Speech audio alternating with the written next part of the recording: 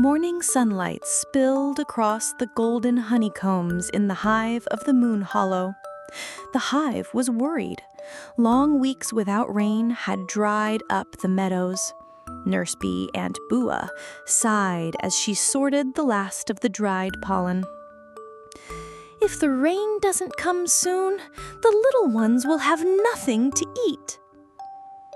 Mani, a small bee with bright yellow stripes and shimmering wings, hovered nearby, peeking at an old map drawn in hardened tree sap on the wall.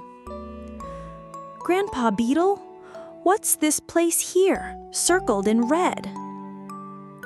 "That's the Forbidden Flower Forest. Its flowers are unlike any others, beautiful, strange, and full of traps. But deep inside, legend says a single bloom, the Sunsea Blossom, holds the honey of power. One drop can give endless strength and courage, enough to help an entire hive through a drought." Mani's eyes lit up. "Then I'll go and bring it back." "Wait," Aunt Bua flapped her wings sharply. "Exploring is good, but this is dangerous. You'll need friends, a plan, and caution." The next day, Mani gathered a small team. "I'm Glasswing, Dragonfly Glider. Speed is my thing." "I'm Twinkle, the Firefly. I can guide us in the dark." "I'm Pinecone, Stag Beetle, strong enough to push anything heavy." "And I'm Leaflet, a caterpillar about to turn into a chrysalis. I'm slow, but I'm great at tracking the scent of pollen." "Thank you for joining me," Mani smiled. "We're not here to take as much as we can. We just need enough and to come home safe. Ready?" "Ready," everyone chorused. Grandpa Beetle handed them a coil of strong spider silk. "Tie this around your waists so no one gets lost. Remember, smell first, look second, listen carefully, then decide." Mani took a deep breath. "Let's go!" Beyond the meadow lay a line of dense shrubs. As they approached, the air was filled with soft whispers. "This way, that way. Come closer, little explorers." Twinkle dimmed her glow. "Are the flowers talking to us?" Glasswing hovered high. "The voices are coming from different directions. Can't track the wind. Dangerous." "That's the ear trick flowers," Mani recalled. "They make you hear whatever your heart most wants to hear to lure you off path. We'll rely on the map and sense, not sound." Leaflet sniffed the air. "The real pollen smell is east. Sweet but cool, with morning dew. Not like the cloying, choking scent of those flowers." They soon reached a pond glistening under the sun. But when Pinecone dipped a toe, he yanked it back. "It's sticky, like sap." "That's the sticky sweet pond," Mani explained. "The flowers here trap insects to use as fertilizer. We can't touch it. We need to cross without falling in." A group of foraging ants nearby agreed to help. "Throw a branch across, and we'll form an ant chain bridge," the ant captain offered. In exchange, Mani gave them a pouch of dried grains from the hive. One by one, tied together by the silk rope, the explorers crossed the branch bridge, guided by Twinkle's steady rhythm. 1, 2, step. 1, 2, step. The whispers tried again. "Just a taste, the sweetest in the world." Mani spoke firmly. "We're not here to taste. We're here to learn and pass through." They made it across. The ants waved goodbye, and the team pressed on. The forest grew denser, flowers dazzling in every color. Some petals shone like mirrors. Mani stopped before a huge silver petal wall. The mirror flowers. Stare too long, and you'll see your deepest desires and lose your way. Pinecone chuckled, I'd love to see myself bigger. At once, the mirror reflected him as a giant beetle towering to the sky. Don't look! Twinkle quickly covered his eyes. Glasswing spotted a narrow gap under the petal wall. We can crawl under if the rope's tight. A calm voice came from the shadows. If you must go under, beware the swirling wind. It confuses the small. It was a white and black spider. Her web stretched between branches high above.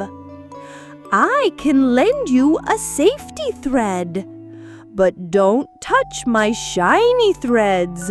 Those are for testing prey. Thank you, Mani bowed.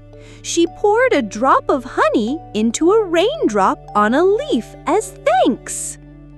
With 2 ropes, spider silk and their own, they crawled under, eyes closed, following scent instead of sight. Twinkle's light guided the way. Smell first, then look, Mani murmured to herself. Cool dew scent is real pollen, not the sharp sweet of illusions. They emerged safely. The spider waved a leg. Explore wisely, little ones. The forest grew quiet. A gentle scent drifted by. Leaflet breathed in and slowed. This smells like my mother. Warm, makes me sleepy. The lullaby blossoms. Their scent lulls you to sleep. Glasswing cut dry grass and wrapped pieces around everyone's antennae to block the smell. Pinecone carried Leaflet on his back. Don't sleep, friend, almost through. Twinkle shone brighter and flashed quickly. Follow my light, don't stop! Beyond the flowers stood a low stone platform carved with 6 petals and a closed petal-shaped gate. Above it, glowing words read, "To pass, answer the forest's 3 questions." A deep voice spoke. First, when should a traveler use their eyes? Mani thought and then answered. After passing dangers of false scents and sounds, eyes confirm what nose and ears have tested. Eyes are not the first tool, but not the enemy. They're the confirmer. A petal panel slid open. Second, who survives sweetness? Twinkle smiled. Those who share it and know enough is enough, not the most. Another petal opened. Third, when is the honey of power a danger?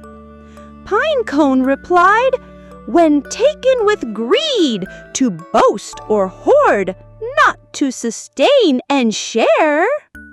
The final petal opened. revealing a tunnel lined with glowing petals and light like morning, though outside it was late afternoon. The tunnel led to a clearing, like another world. A single flower stood tall, golden with a hint of blue, glowing softly. In its heart sat a shining drop of honey. Leaflet gasped, "The sun-sea blossom!" Minnie stopped 2 wing lengths away. "We'll take just enough for the hive and leave the first drop for the forest. We must ask permission." A deep voice rumbled. A huge wild bee with black and gold stripes and an old scar stepped from the shadows. "I am guardian, keeper of the sun-sea blossom. The first drop is given only to those with the right words and the right heart." Minnie bowed. "We come in need. Our hive is in drought.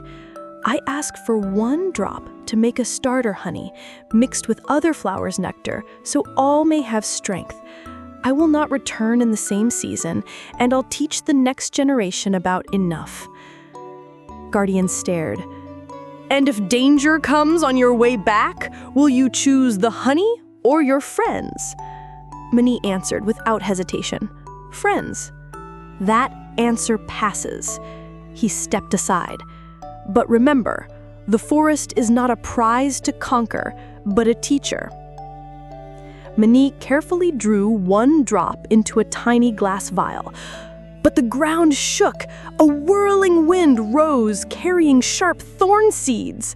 "The thorn storm!" Guardian shouted. "It comes every year when the blossom's first shadow moves." Thorns whipped through the air. Glasswing flew against the wind to carve a safe pocket. Pinecone shielded the others with his strong shell. Twinkle flashed a signal. 3, 2, 1, run for the rock! Leaflet was nearly blown away. Minnie grabbed her. "Hold on!" The silk rope jerked taut, holding them together. The vial slipped from Minnie's belt and rolled toward a crack. She froze. "Choose," Guardian called. She looked at the vial, then at Leaflet, who was trembling. Minnie pulled her friend close. "Lives first." The storm eased. Guardian retrieved the vial from the ledge and handed it to her. It didn't fall far.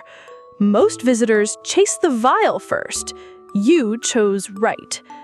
Leaflet's body began to tremble and then split open. A pair of soft, shining green wings unfolded. She had transformed into a butterfly. I can fly now," she laughed, tears in her eyes. "Thank you for bringing me here." The way back still held danger. Pollen-mist clouds, sticky pond crossings, whispering flowers. But they moved steadily, repeating Minnie's guiding words. Curiosity, check it. Caution, respect it. Share when we return. At last, the Moon Hollow hive came into view. Cheers erupted. Aunt Bua inspected pinecone scratches. The young bees gathered around Minnie with wide eyes. Grandpa Beetle held up the tiny vial, truly like a drop of the sun. Minnie told the whole story about the ant bridge, mirror flowers, lullaby flowers, the 3 questions, Guardian, the thorn storm, and Leaflet's transformation. We'll use this honey as a starter, mix it with other nectar, and plant more local flowers so we won't depend on the forbidden forest every year. "How can we become explorers too?" a young bee asked. Minnie smiled. 1, train all your senses. Don't let your eyes lead you alone. 2, travel in teams. Tie yourselves together. 3, respect other homes. Ask permission. Give in return. 4, know when enough is enough. 5, choose life over treasure, always. That night, the hive held a small celebration under Twinkle's light. Leaflet's new wings glimmered as she danced in the air. Glasswing demonstrated wind tricks. Pinecone pretended to lift a giant leaf as the little bees laughed. The next morning, the first rain finally came. The scent of wet earth spread, and flowers began to bloom again. Mani and her friends planted seeds they had gathered, turning danger into tomorrow's food. Later, Guardian appeared quietly at the meadow's edge. "Will you return to the Forbidden Forest?" Mani answered, "Someday, not as a conqueror, but as a student returning to thank a teacher, bringing new knowledge and keeping our rules." The hive carved their explorer's code into a wooden plaque. Be curious, but don't believe too quickly. Check with all your senses, travel in teams, stay connected, respect other homes, be content, share, and leave light footprints. Choose life over treasure, always. Pass the lesson on gently.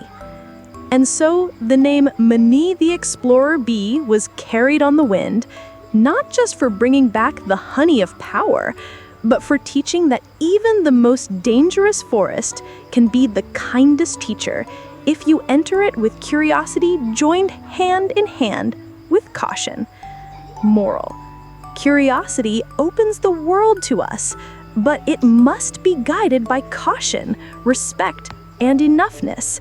Only then will our discoveries bring life, not harm.